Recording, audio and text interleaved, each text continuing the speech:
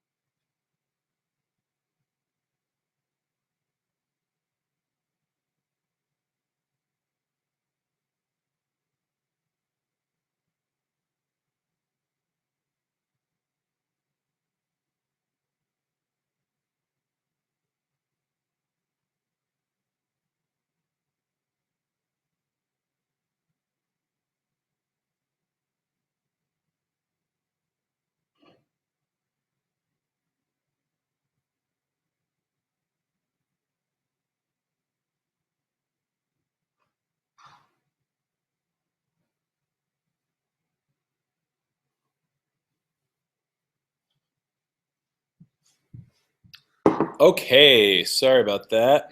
Had to shut down something. Let me see. Are we here?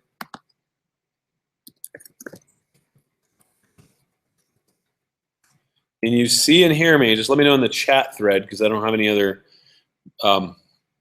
line of communication with you, and then we can go from there.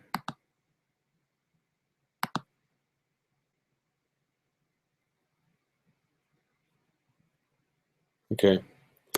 There's a delay.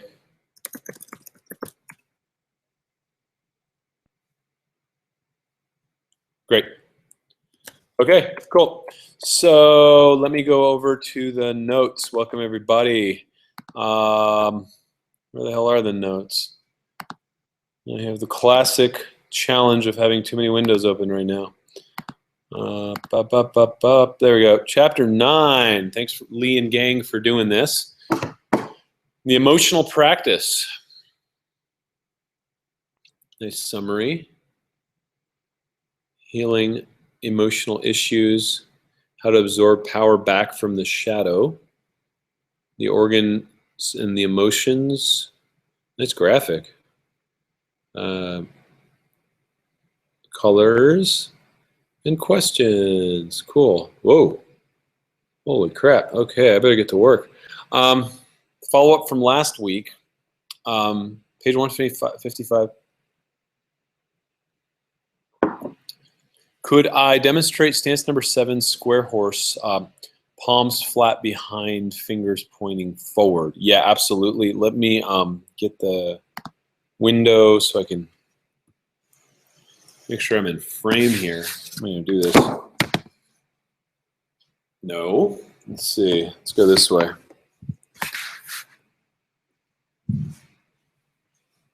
It's a new Health Bridge set. Okay, I think I could get it this way. Cool. So you drop in into your square horse. Palms, so it's basically back here. Palms back here. And then you just hang out and breathe. Feels good. Flip this back around. Yeah, so that's the green screen set over there. That's the new Health Bridge set over there. You'll see it in some of the new shows. We'll go from there. Okay, lost the window. Here we go. Page 160. Oh, damn it. Could you demonstrate the fourth posture, kidneys, the triple burnout exercise? Do you place your hands behind the back, palms facing behind the kidneys? Yeah, so sorry, going back. Let me just do these demo ones over here. So same thing, but you're in Wu Chi. Tilt down. So, ready? Action. So you're in Wu Chi, palms over here by your sides, just slightly curled. And so it's energy all the way up to the scalp, to the crown. On the inhale, exhale, push down. So they're just slightly arced, but they don't need to be behind you so much as they need to be by your sides, kind of accessing the kidney energy. Let me make sure I don't have any more demo stuff so I don't get all schizophrenic here. Page 161, the triple burner closing sequence you demonstrated last week. This wasn't the one in the book. Sorry, the Tai Chi sequence. Are they interchangeable? If not, can you demonstrate the triple burner closing sequence? The self massages. Here are the steps, which I'm not sure. Roll the back of the shoulders, down the arm. Oh, yeah. Sorry. Okay, so let me make sure you can see me. Okay, so it's this. So you finished, you're here, you're done, down, up, down, up. You do that a couple times, so down the pinky, up the thing, and then just rub your chest, rub your belly. What I do is I rub my kidneys and then rub down and then up the front like so. So it's down, up. Oh, this feels good. Can we just do this for a while? And then up, and then I'll typically bang in here. I'll take my left hand, throw it down, right hand on top, and then just kind of anchor in into the lower dantian.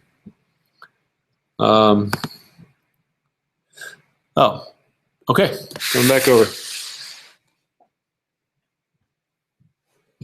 Bam.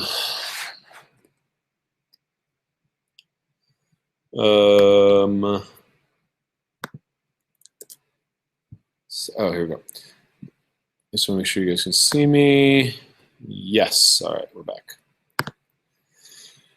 The quote on the opening of the chapter, if a person's mind is not excited with thoughts, there's no coming and no going, there's no exiting, no entering, the spirit constantly abides naturally inside. It seems to me the mind is not excited with thoughts, then it would be fully dull and depressed state, which doesn't sound conducive to a place for spirit.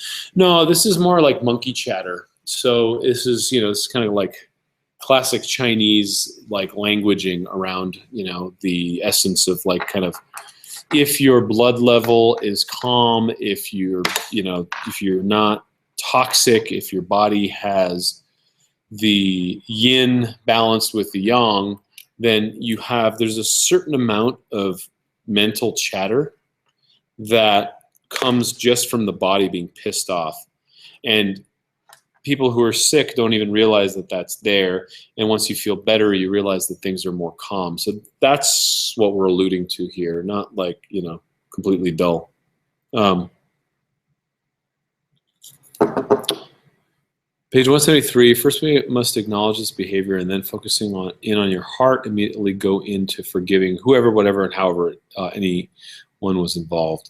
For focusing in on your heart, you mean acknowledging what it feels like, or like tightening the chest, squeezing your heart sensation?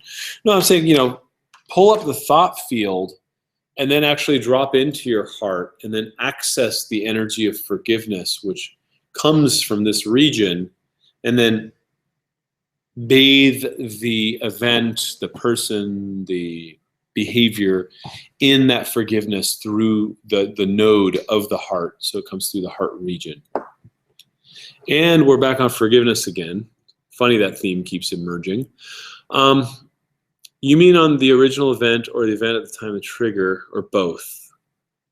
All. Are you meaning about something that was done as an offense against you? Like, I forgive them, they were doing because they the best they could do at the time, they knew no better sort of deal?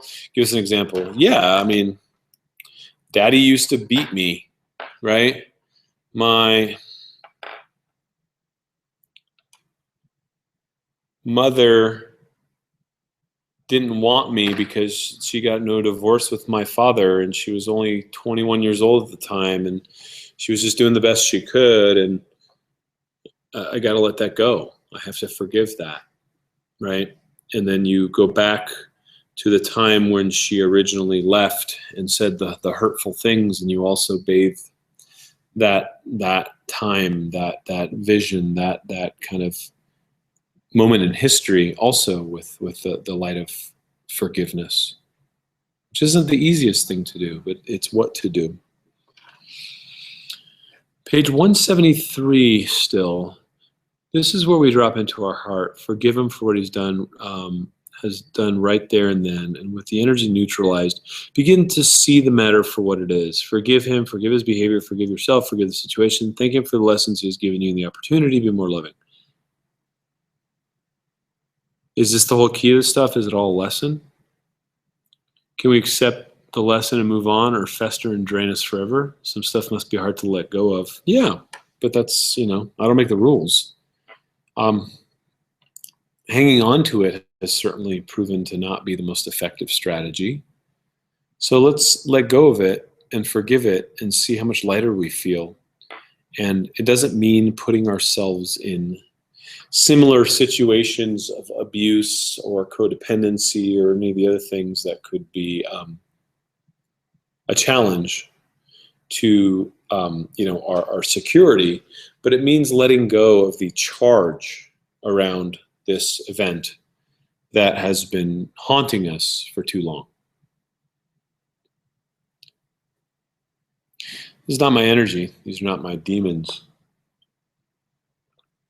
I do not accept this in my field. Oops, too late, it's already there. Yeah, well, oops, too late, it's already there. Refer to the practices on the first couple of pages prior to this. And for upcoming new challenges as they emerge, learn to block a little better and not get punched in the face. That's kind of the moral of that story. Also on page 174, focus on the item in your mind's eye and simply feel where you've been misdirecting all of your energy.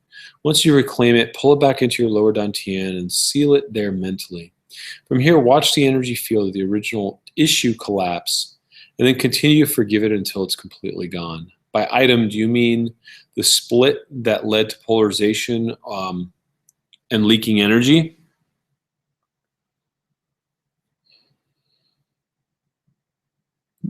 I mean the memory, the trauma. And how do you reclaim that power? Do you seal the energy mentally in your lower dantian? Yeah, and breathe there. And one of the shamanic practices that I like is see what other energetic cords are drawing out from your lower dantian or anywhere in your body attached to any of those things, and cut them and bring them and seal them. Follow where your energy is leaking and reabsorb it back into your bioelectric field. Reabsorb it back into the totality of you. Look at any parasites and look at any relations with former trauma as major runs on your economy. Catch it, clean it, absorb it, breathe it back in, seal it. What if an event that you're working on has anger and sadness with it? You obviously need to address both, but is there a logical order? What if the anger feels like it's the energy you need to throw away, or you really don't want to absorb your energy back in your field, seal it in? So anger and sadness are both responses to the event. Heal the event. And then the emotions that spin out that are reflections of our dissonance and our discomfort and our challenges with the event come in many flavors. And what if the energy of the event has not changed, or you can sense it's still there, that is, you're having trouble shifting it? Just keep working on it. Note I personally found it useful to layer on techniques from the next chapter, which we can discuss next week probably. Yes, there's going to be more tools layered in from the next chapter.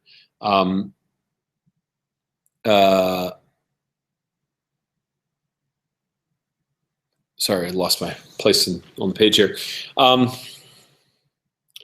Yeah, look, Rome wasn't built in a day, and the Grand Canyon wasn't carved in a minute.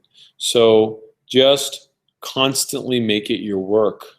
Some of these things are heavy, man. Some of these things are really, we took a lot of punishment. And so just make it your work to constantly acknowledge what you've recognized as, a source of your suffering, and work to forgive and let go. And one day it'll be gone. But until that day, keep working. You're right that we leak energy into the shadow. Is the shadow lodged in the energy body? Yes. How far can that leaking energy go? It can kill you. I get the impression that the energy I leak is out there somewhere dispersed in the cosmos.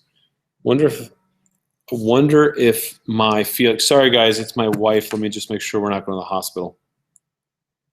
Hi honey. You okay?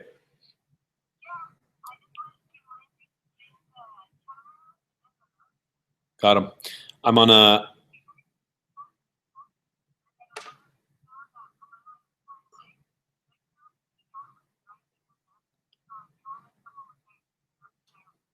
Okay, cool. I'm on my webinar now. So talk to you soon. Love you. Bye. Bye. Sorry. The pregnant chick gets priority over everything. I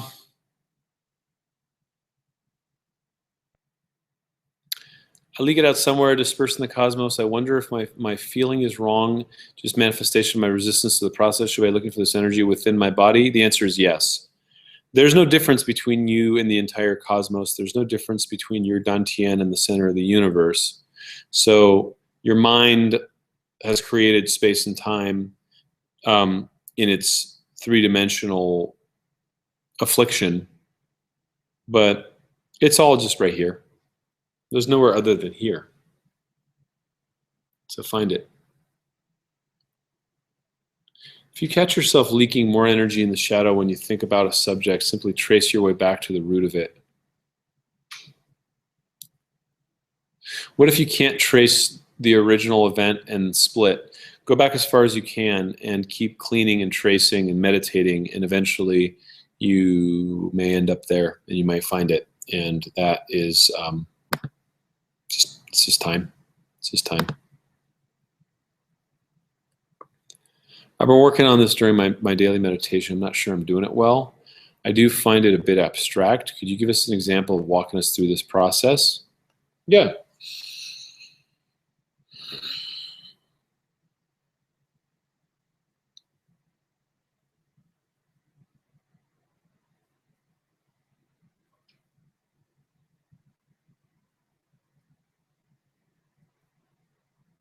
There's an event where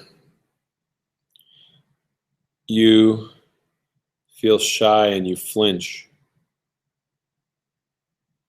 as big moments come up, and you are unable to understand why you choke in the big moments, whether it's the game or the performance or anything. Your hands get clammy and you choke. And you start tracing, and you go all the way back to this time when you're out there throwing a ball with your father. Every time you drop the ball,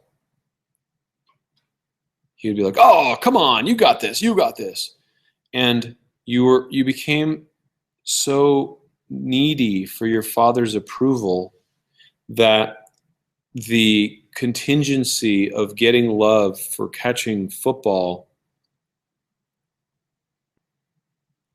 created this dissonance, which then puts you in that state of want and need and desire every time a football comes flying at your face, which gets you to get out of the moment and into the hurt, the want, the need for acceptance and love from Father, and it makes you choke. And it's extended to many other facets of your life. But tracing back to when Dad was throwing that ball, that's the work.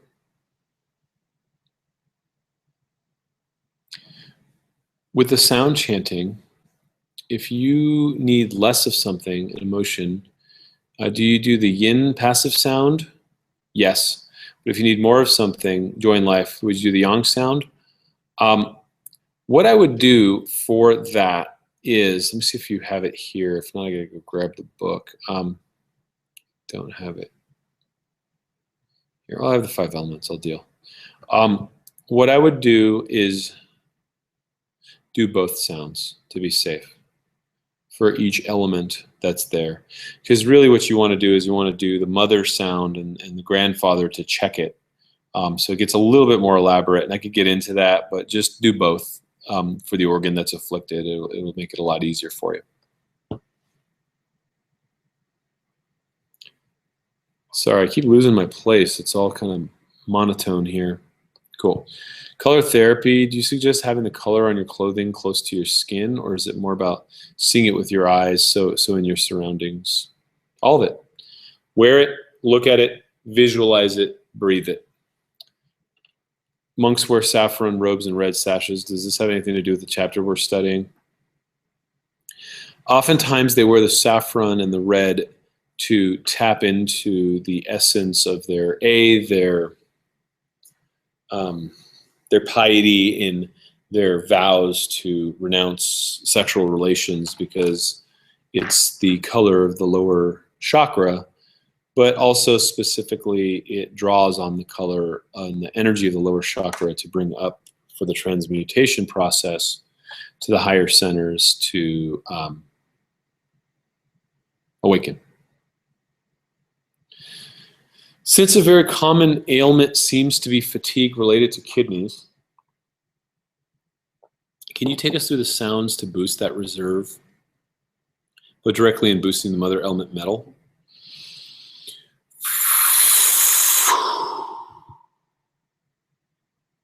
And then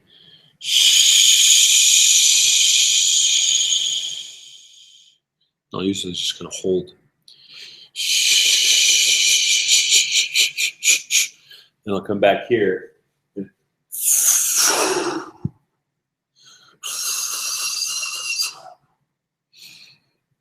it. It's not that hard. Works.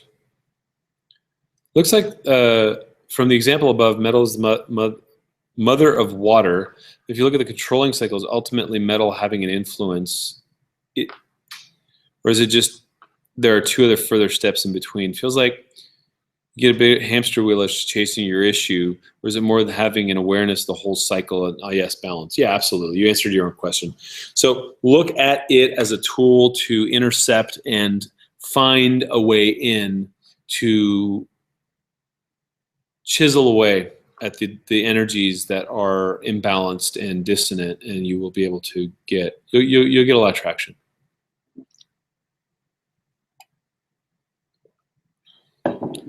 You can nourish the mother of an element by using the generating cycle for a deficient case, or you can use a controlling cycle for an excess case. Talk about this. You want to ensure that we're at the right approach. So if an organ is deficient, say, sorry, let me pull it up. Say the fire element or the earth element's deficient, then you can go boost the fire element by doing the organ sounds and helping support it, right? And support the earth. But if you want to, and so if you want to check the earth, you would use the wood element. So if your earth is excess, you would use the wood element and do the yin and yang sounds for the wood element to control the earth. Page 180, is it really important to do this orientation process? You say it's a critical component. It seems a bit esoteric, yes. Facing south just feels wrong in southern hemispheres. I feel like we should do in the opposite orientation here. Yes, I was very latitude or whatever, hemisphere insensitive when I wrote the book. Face north if you're south, and then face south if you're north. But is it important? Yes. I don't make the rules. It's important.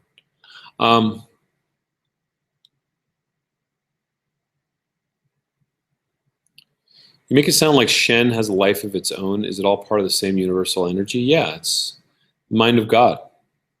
You are tapped into that as part of who you are and how you roll. And so, yeah, you can control a lot of things with accessing that level of Shen in your awareness.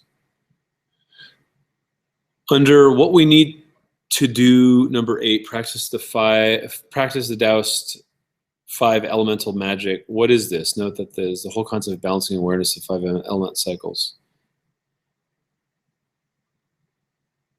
You know, I need to have a book in front of me to answer that. Let's punt that one till next week, just because I'm running out of time. Lee, if you could punt that to next week, I'll have a Rise and Shine book just so I could get a little more context on that. I'm a little lost, and I'm happy to answer it next week. In a practical sense, how do you suggest we do this practice? Obviously, the awareness is part of an ongoing thing, but actual practice, sound, color, healing. Do you suggest we dedicate a half hour to this sometime?